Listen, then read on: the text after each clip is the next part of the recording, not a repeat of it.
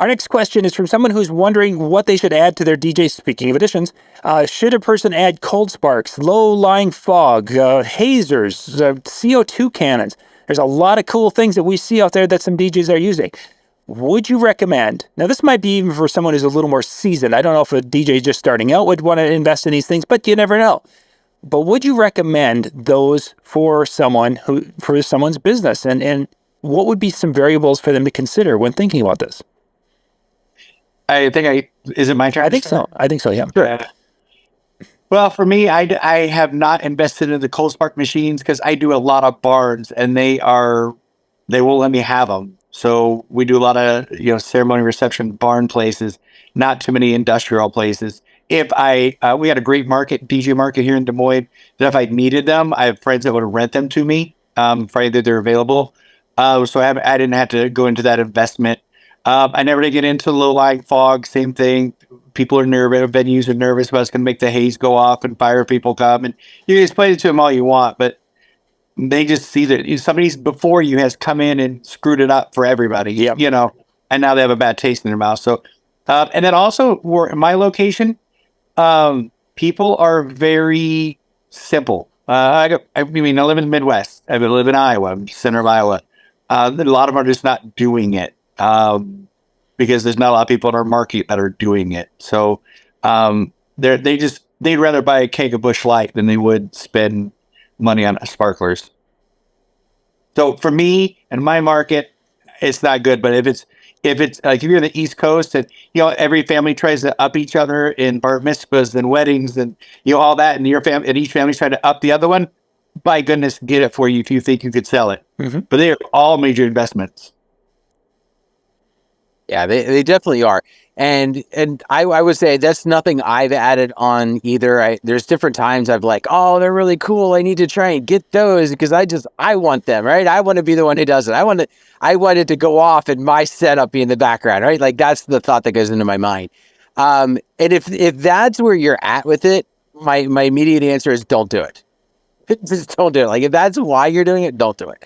If you have couples, so the things to consider is, do you have couples that are asking about it? So for example, I was talking to a friend of mine who's up in the Erie area, and he was telling me that, one of his investments that he thinks is coming up this year is going to be doing the cold sparks. And I said, really? I said, you didn't really move on those yet. I kind of expected if you were going to do it, you would have done it like at least a year and a half ago.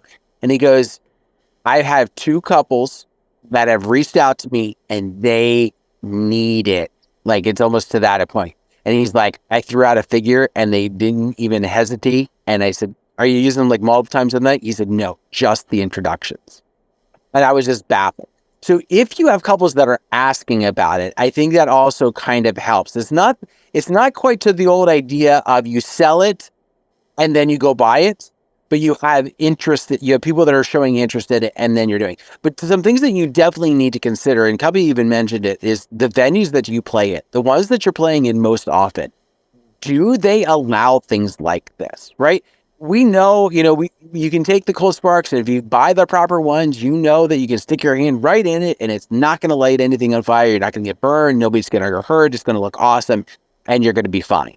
But as he said, you have somebody who either doesn't care about that and is always worried about what could happen, or they've had bad experience, or they've seen the bad experience YouTube videos and whatever, not in my venue, right? So think about the stuff that's at the venue, not just the cold sparks, but the haze or the low-lying fog or anything else. The other couple pieces that you want to go into, especially with like the low-lying fog, that typically that's using dry ice. How available is dry ice to where you're at? Right? Is that something that you can pick up on a Saturday? Like, let's say you're doing a Saturday wedding. Is that something you can pick up Saturday morning on your way to the event? Or is the places that sell it, are they closed Friday? Well, now you have to buy a bigger amount so that you can keep it in a cooler long enough so that when you need it on Saturday, it's going to be there. Like, these are things that go into those pieces that also you also have to realize is, who's going with you? Is this something you're doing by yourself? Some of these require you to drop the ice at a certain time to get the effect that you wanted. Well, are you going to be doing something else when that's going on? Yeah. Right? If it's just pushing a button and making things happen, okay, I think we can do that and talk at the same time. But if it's other things that need to happen along that way, you might now need somebody else to come along. That's another potential thing to think about. And then to the CO2 cannons, I think they're kind of cool. I think that, that's something that's probably a little everybody could do on their own. But does that fit your personality? Does that fit who you are and your clientele? Because if they're not your clientele, like if the type of couples that would think that's awesome and look really cool shooting up this CO2 cannon, if that's not the type of couples you typically bring in, you might have a hard time selling. Sorry, that was really, really long. No, you're good. You're good. Oh, it was great. So you guys remember the confetti cannons and the confetti at the trade shows where they would throw in their whole areas were just a mess. Cubby, I know you've seen those at the. And I really look at it kind of like that, is that when those things came out in the early 2000s, and it was like, oh my gosh, schools wanted these confetti things, and weddings wanted these for the and after you used them once in a venue, you became blacklisted. It was like, yep, you're not coming back. You make that kind of mess in my place. You hang that stuff up in the rafters, yeah, you're not coming back. I think that a lot of this stuff is going to be that way. So again, knowing your venues is obviously important. Second thing, or the most, from my perspective, can you get your return on your money? And some people can, most of us can't. I think Brian's answer was probably the most accurate. No. And go to the next question. For 90% of you, no. We'll go to the next question.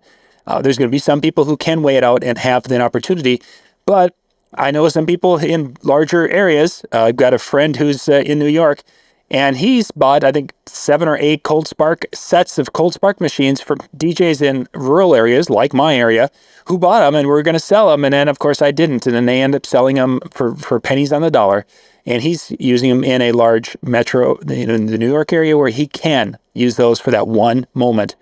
And people will happily pay for it because they were trying to, show up or whatever, show off or whatever. So if you can't make the money on it, it's a bad idea. All right, let's jump to our next question here for tonight.